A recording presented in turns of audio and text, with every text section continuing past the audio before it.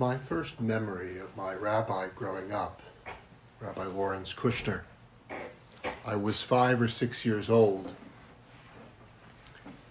and he and his family were over for Shabbat dinner at our house. And after dinner, he wiped the crumbs from his scraggly beard and leaned over to me and my siblings and his own kids and said, "I have a story to tell you."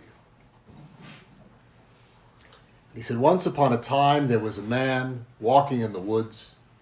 Who knows why he was there? Perhaps he was seeking the meaning of life, a lost watch, who knows? When suddenly he hears behind him a grumbling and growling.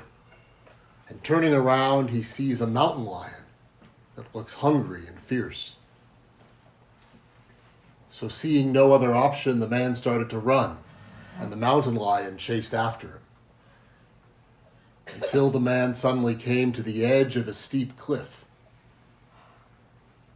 Looking back, he sees the mountain lion catching up to him. So what does he do? He starts climbing down as far as he can, as quickly as he can, climbing down the cliffside, hand under hand, foot under foot. He gets halfway down, and he looks up, and there's the mountain lion glaring at him, and a long string of drool comes from the hungry mouth of the lion. It goes right by the man who's hanging on for dear life, and he follows, looking down, and he sees it continue down for another 100 feet below him. And what does he see at the bottom of the cliff but another mountain lion looking up at him? And I, at age 6, thought, wow, one story, 2 mountain lions, that's pretty cool. Well, as he's hanging on there to the rocks start crumbling away till he's holding on to just one root growing out from the side of the cliff. And then 2 mice, one black, one white, crawl out of a hole in the cliffside and start chewing on that root. As the root is about to give way, the man looks up and sees growing out of the cliff just beside him a little green plant with a fresh, ripe strawberry growing on the end of it. And just before the root gives, he reaches out and he picks it and he eats it. And Larry looks down at me and says, "And it was the sweetest thing he ever tasted." And that was it. That was the end of the story. On the one hand, it felt a little anticlimactic. On the other, as I lay in bed that night thinking about it, I thought that perhaps he was talking about something that no one else had ever talked to me about before. That there was something in that story that I was seeking too. And in some ways, that was the beginning of my spiritual journey. It's led me many places. It's led me here today with you all on this retreat. Here we are. Hineni, here you are. Perhaps it's not the retreat you signed up for. Perhaps you thought it was going to be more blissful or warmer in the building or drier socks, or you had a particular thing you wanted to contemplate and it hasn't been that. Perhaps it's been exactly what you expected. Who knows? And yet, Hineni, here you are. Here I am. In the singular and plural, the word Hineni appears 13 times in Tanakh, in the Hebrew Bible. You take the word behold and me, or I. Behold, I am here. Or here I am. I'd like to explore unpacking this Hineni, this presence.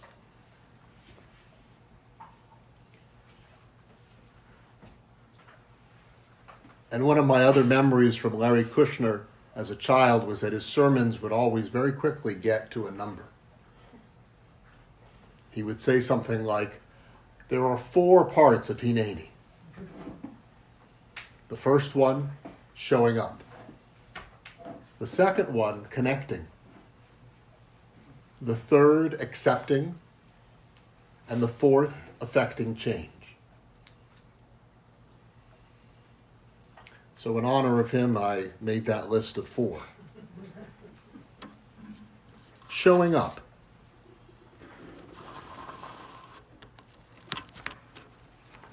They say, 90% of success is just showing up. And in that story that I later was to learn was a Zen koan, it points to how at the end of life, we often really show up. Or when things feel important or dire. The question is, can we show up for the more ordinary moments? When I did work for many years as a hospice chaplain, I had a friend and colleague who talked to me about a patient of hers who in the last months of his life was asking if she could help him find his estranged son so that he could make amends and reconnect. He had lost touch with him completely.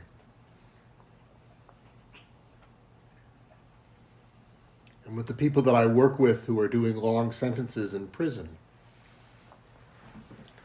they often have found Hineni, a reason to show up, that for the most of us, comfortably on our suburban couches, so to speak, we don't easily find. But of course, we're all dying. As you may have heard it said, life is a sexually transmitted terminal disease.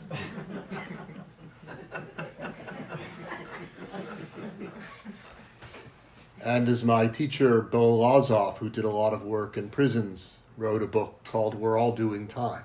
And isn't that the truth? I remember the first time I went into an adult prison. It was a women's prison in the Central Valley of California. And I was there to do meditation and conflict resolution and some life direction, spiritual work. And the first woman I met, I was about to go into the classroom where I was going to teach for the first day. And she was standing out front having a smoke. So I stopped and we chatted. She said to me something very powerful. She said, "Seth, the more time you have in here, the less time you have to waste." She said, "I'm doing life, so I have no time to waste." What a way to turn things around. We spent that whole week as a group discussing what does it mean to do life rather than life doing us. How do we show up in the big moments, but also the small moments? Albert Camus, the wonderful philosopher and writer, wrote, "When you've seen the glow of happiness on the face of a beloved person, you know that a person can have no vocation but to awaken that light on the faces surrounding you. And you were torn by the thought of the unhappiness and night you cast by the mere fact of you living in the hearts you encounter."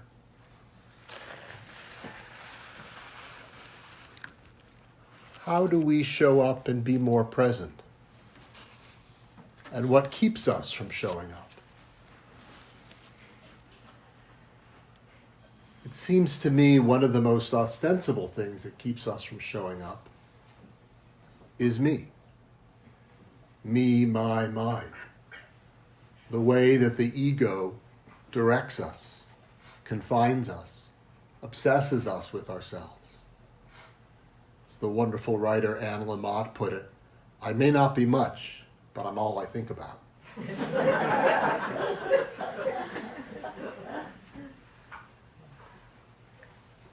To me, the ego is perhaps the one thing in the universe that is constructed for the sole purpose of self-deconstruction. And by that I mean We build up the ego in our childhood and young adulthood as a way of survival, as a way of building up a sense of self. And then we spend the rest of our life trying to remove the bricks from the wall that it's formed, trying to move beyond it. It has its place, it has a role. It's hard to live without it completely. But how much does it keep us from connecting? Because I'm over here and you're over there. And judging mind says I'm better than, I'm greater than, I'm less than, I'm equal to, always comparing to each other. We need it, but it gets in the way. As the beloved teacher Ram Dass put it, get enlightened, but remember your zip code. We need to be in the world. We need to do retreat and then come back into the world. And we need a certain amount of ego to survive. On the other hand, it runs us way too much. Part of meditation or prayer or any spiritual practice is about getting out of what makes sense, getting out of what is obvious and ordinary and logical. I want to read to you a poem that I forgot to print out. I have it on my phone, if you'll excuse me. I wrote this many years ago. Ritual does not make sense. For ritual to make sense, it has lost its meaning. Praying this morning, I wondered if I was praying enough, if these were the right words, if my prayer shawl was straight. Was my rug pointed to the east? As soon as I went looking, all was lost. We pray for no reason. We follow the rites and rituals for no reason. Not because our parents did or God told us to. Not because we might be cast out or sent to hell, or even that it makes us feel good. Or because we hope the Holy One will satisfy our lists of wants and fill our empty sack of despair. But because our soul needs time without sense or purpose. Because wanting is the forerunner of dissatisfaction and despair, and not the other way around. Because our being longs to do nothing but sing and dance and say words that make no sense. Look for meaning, and you are lost. Don't wonder where wonder came from. Arguing about prayer is like talking about sex, or reading about wine as it sits in the cellar unopened.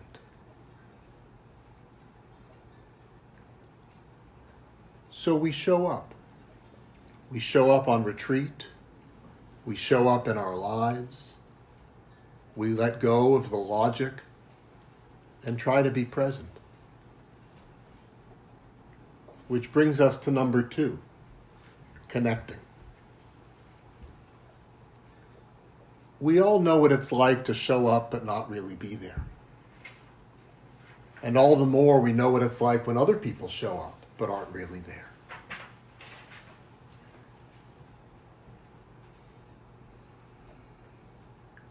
When you're dealing with the death of a loved one or a friend who lost a beloved, and you spend all the time talking about what's going to be served at the meal of consolation as a way of escaping really being present for each other, really being present with your grief. In 2001, I was living and working in New York City, helping to run an organization teaching meditation and yoga in the juvenile halls and in Rikers Island to juveniles, incarcerated boys and girls. And on September 11th, I went down to Ground Zero and became a chaplain for about 6 weeks. First with families that were right off the site at a place that they were gathering to find out and to file missing persons reports. And then starting on the second day, third day, and for the next 5.5 weeks down there on the rubble. And on the rubble, I had a hard hat that said chaplain on it, and I handed out coffee and cigarettes and donuts to the firefighters and the military and the police and the iron workers who were actually the ones doing the work, cutting through the steel. And I started doing what I would call shoot the shit chaplaincy, where I would just kind of hand out the coffee and the cigarettes and the donuts and shoot the shit with what was mostly men standing around, grunting and pointing. And then hopefully after a little bit of time, it would turn into something a little bit deeper. But it wasn't a setting and it wasn't a population where you went up and said, "How are you feeling?" On the fourth day, on the rubble, I was standing there and walked up to these 3 firefighters in their full equipment and gear. They were from Long Island, from a firehouse on Long Island, and when they'd heard, they'd come in their truck, and there really wasn't anything to do, so we were standing there, and I did my best manly man imitation, and we grunted and pointed at the big equipment, and we drank our coffee and ate our donuts. And then after a little while, I said, the first couple of days I was at the Moscone Center, and I was with the families, and it was really hard for them because they wanted to come down here and see what was going on and be in touch with it, and that was really hard. And the 3 men said, "Oh." And then I said, "But the last few days I've been down here, and I see for you guys it's really hard because you do see it, and you are doing it, and you're touching it, and I won't go into the details, but they were collecting parts and such." And all 3 of them sort of gasped and took a deep breath. And suddenly it was no longer 3 big men in hard hats and big coats and boots. It was like 3 little boys wearing costumes. And they all sort of went into their spirit, their angel realm. And the first one said, "I remember where I was when I heard the news. I was holding my 2-year-old and I just cried all over her.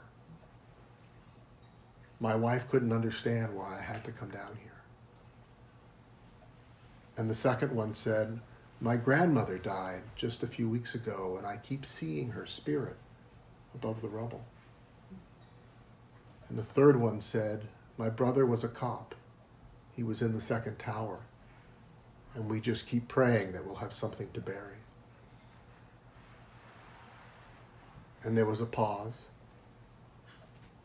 And then all of them sort of dropped back into their bodies and started sipping their coffee and chewing their donuts and grunting and pointing again.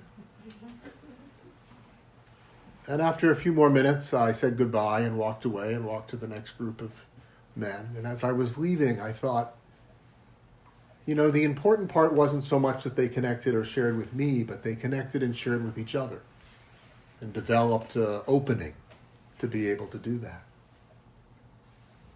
And then I thought, isn't this how we do it? It's not like we can be video cameras and just turn on all the time and just constantly be letting in the trauma of the world or connecting to the suffering. But we also can't be turned off all the time, and it's a bit more like being an old-fashioned shutter camera. We open, we connect, and then we close for a while. And then we open again. The trick is making sure we're opening. My wife and I have 3 kids, 2 biological and 1 adopted, and our oldest one, Lila, is almost 12. But when she was an only child and she was 3 or 4, if one of us, Liz or I, were distracted and she wanted to tell us something, she had this way of telling us and really getting to us. She'd say, "Daddy, focus on me, just focus on me." It's almost like she was going, "Tisk, tisk, tisk, pay attention."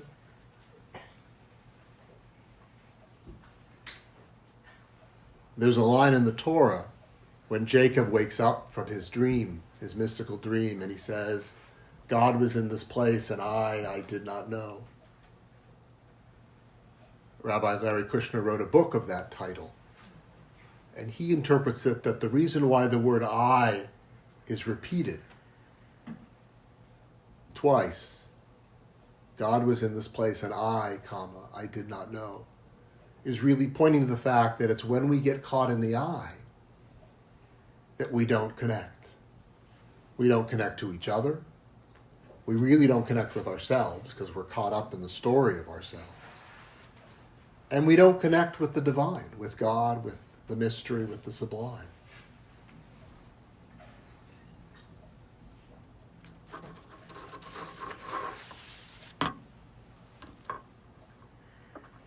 So we show up, we try to connect. This is all part of the Hineni. And then part of connecting is what we're doing here in mindfulness on the cushion or in the walking meditation. We're connecting with reality as it is, with a mirror that's not distorting it, that's seeing it clearly. And then the third part is, can we accept it? Which in mindfulness is about not holding it at a distance and saying, oh yes, I see what's going on over there, yes. And in life is about embracing reality as it is. Byron Katie, the spiritual teacher who also happens to be married to Stephen Mitchell, has a wonderful quote. She says, I practice acceptance not because I'm a spiritual person, but because to be in conflict with reality is inherently painful. I practice acceptance because to be in conflict with reality is inherently painful. Can I accept what's happening right now? Which is different than saying I approve of it. I don't approve of what you did to me, but I accept that it happened. I acknowledge it. It doesn't mean complacency. We'll get to affecting change. But can I accept what is happening here and now without turning away, without needing it to be different?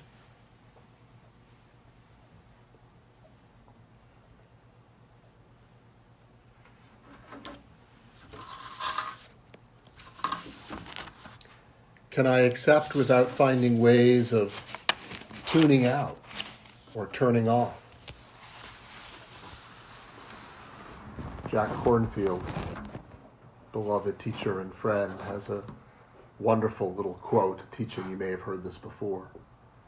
If you can sit quietly after difficult news, if in financial downturns you remain perfectly calm, if you can see your neighbors travel to fantastic places without a twinge of jealousy, if you can happily eat whatever is put on your plate, if you can fall asleep after a day of running around without a drink or a pill, if you can always find contentment just where you are probably a dog.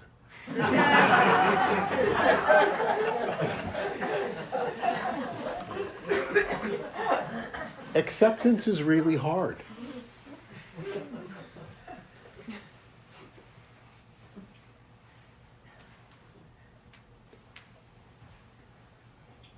There's a wonderful Taoist teaching you may have heard about if you're going out on Lake Champlain in your boat on a beautiful spring or summer or fall day, and somebody else, some college kids are out on a boat and they're drinking and not paying attention, and they bump up against your boat. You say, hey, get away. What are you doing? Look where you're going. You get annoyed and you push the other boat away. But if on another occasion you're out in your boat and there's a boat that was moored to the dock that slipped its mooring and happens to just sort of float out and bump against your boat, you don't get frustrated or angry. You just sort of push it aside and keep going. Maybe you even tie it to your boat and bring it back to shore. And of course, what's the teaching? Empty your own boat. How can we go through life as that empty boat where other people accept us and we accept other people?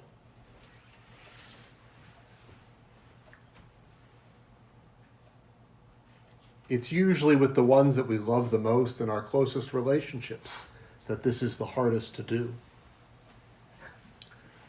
My wife and I, she's actually a progressive Christian pastor. We met while she was at Harvard Divinity School and I was in rabbinical school. She then went through a midlife crisis and became a lawyer and is now a public defender, but she's still ordained as a pastor. And I joke that we fight about many things, but we don't fight about religion. We have very much the same views on most everything about religion, in fact.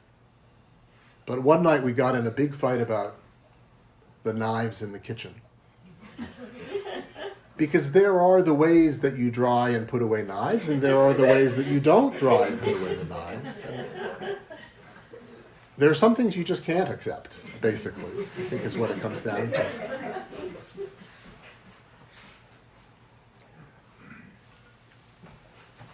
And it's funny, but it also really pointed, for me, to the hurt and the longing and the layers underneath that get triggered in big ways and little ways. We all come with our traumas with capital T and lowercase t that then come up as we go through life. Sometimes I think about relationships, big and small relationships, sort of like going into a rock polisher. They probably have in downtown Burlington, one of those shops that sells those polished stones. You can get them for 50 cents or the really nice ones for $2. They didn't start shiny and polished. They started rough and gray or rough and jagged. And it's only in grinding up against other rocks that they in fact get smooth. This is what we're doing in our life and in our relationships.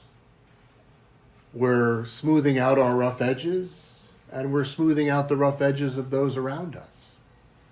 If only they'd get a little smoother a little quicker, right?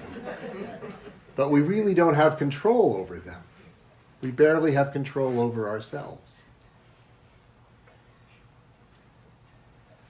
In the Parsha this week, Vayechi, Jacob, just before he dies, it's interesting, it's called He Lives, or His Life, when it's the story of Jacob's death, just as Chaya Sarah is the story of Sarah dying. But it's really about how they lived. And before he dies, he calls his sons together. And he says he's going to give them a blessing. And what does he do? He kind of says, well, you were kind of a nunnik, and you made a lot of trouble, and you were never very kind to my wife. And he sort of lays it out as it is, with blessings, and not exactly curses, but laying it out, the good, the bad, and the ugly.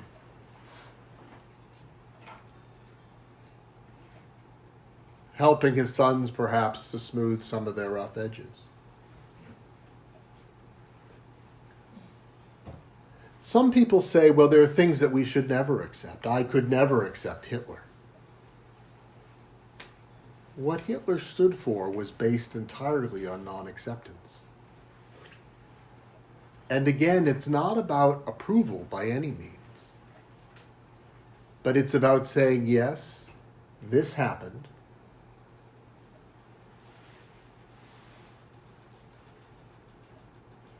And perhaps it's best for practice to take on an easier example. A painful experience in your own past. Something that we have a tendency to turn away from or close off to. Did it happen? Yes.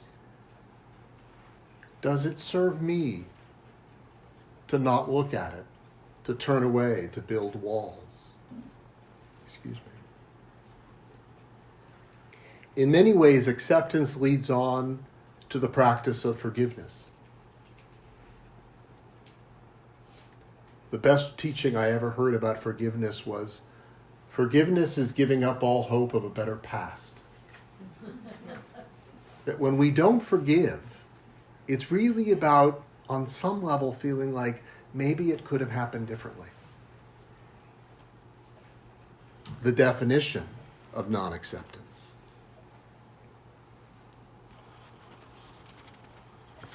Sometimes what we have a hard time accepting is our innate gifts or power.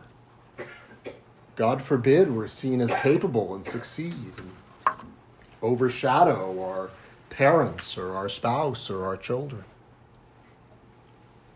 We all have our own acceptance to practice. Which leads on to number 4. Showing up, connecting, accepting, and then effecting change. Once we're in touch with reality as it is, how can we help to heal the world and make it a better place? Internally and externally. The world is truly broken and needs you. A midrash that I wrote some years ago about Adam and Eve living outside the garden, east of Eden. The sun was setting in the west as if swallowed by their past and a remembrance of the garden's grace. The two of them sat in their mud hut that Adam had built. It had been a long day. His hands and feet were swollen from working the stony soil, an almost futile attempt to grow something edible. His face and back were burnt and peeling. Eve bent over him, methodically removing the thorns from his hands and feet as Adam yelped in pain. "You shrew," he exclaimed. "How could you have been stupid enough to listen to that snake?" "Snake?" she said, looking up at her husband. "What snake?" Adam looked at her quizzically. "I made that up for you, dear," she continued. "I just thought, well, it was about time that we got out on our own."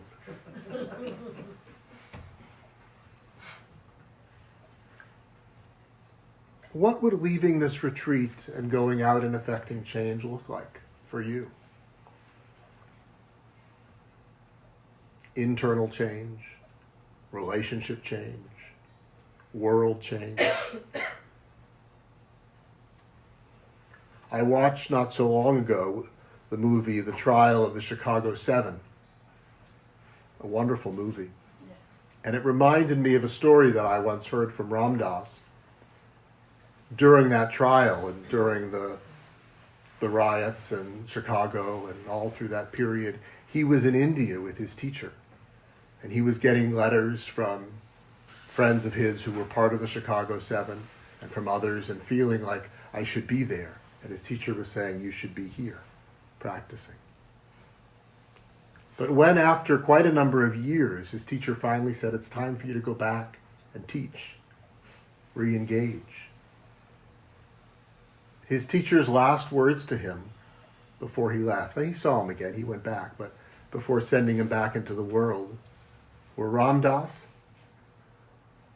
His real name, of course, was Richard Alpert, a nice Jewish boy from New Hampshire. Ram Dass, the world is perfect, just the way it is. Now go out and help. To believe one half of that statement and not the other would be really missing it. From the divine perspective looking down, to rephrase it from the Jewish perspective, from God's perspective, the world is perfect. The world is as it is. And from the acceptance perspective, the world is as it is. It couldn't be any other way. From the human perspective, the world is pretty messed up and very broken and needs a lot of help. To just live in the first half, we'll stay comfortable on our couch and never get up. To just live in the second half is to get frenetic and anxious and angry and in conflict with the world. But to put the two together is to remember the divine while living in the holy, present, mundane. Or as the old saying goes, pray as if everything depends on God and work as if everything depends on you.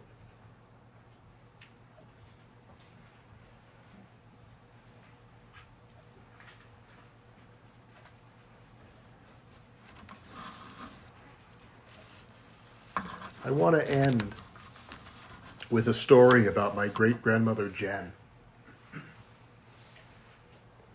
She was very much a matriarch in our family and one that many stories are told about. She was married to my great-grandpa Joe, who was reported to be the first and only Jewish redneck. He was a cattle rancher, he spit, he cursed, he smoked cigars, he drank, he wrestled, catch-can wrestling in bars late at night. And Jen ran a store in the front of their house and was a mensch. This was in Wilkes-Barre, Pennsylvania. She was the first Jewish woman to own her own business.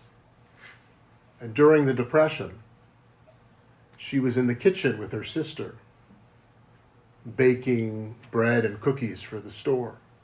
When they looked out the window,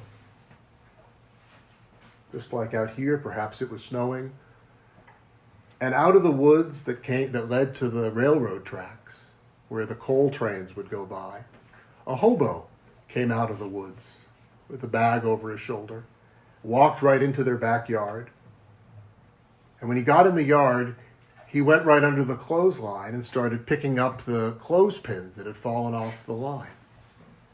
And Jen and her sister watched. When he picked up all the ones off the ground, he started taking the ones that were off the line too, till he had all the clothespins in his arm.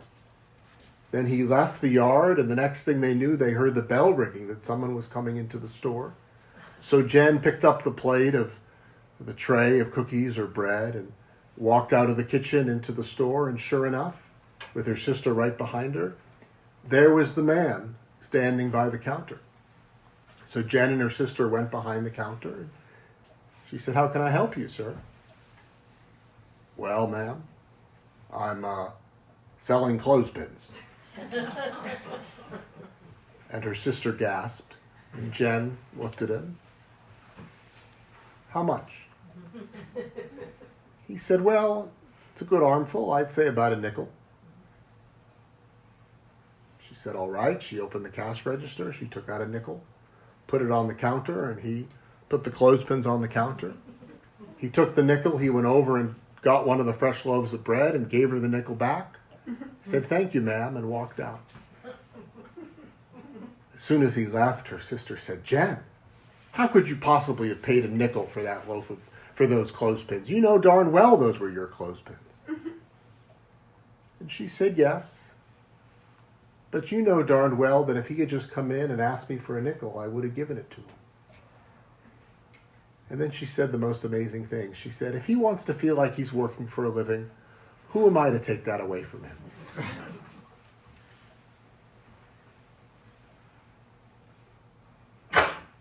There's a lot of showing up, a lot of connecting, a lot of accepting, a lot of affecting change in that woman.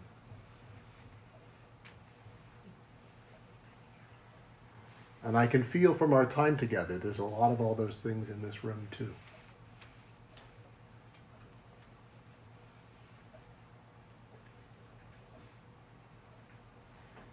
Let's sit for a minute or two, and then we'll open it up for some questions.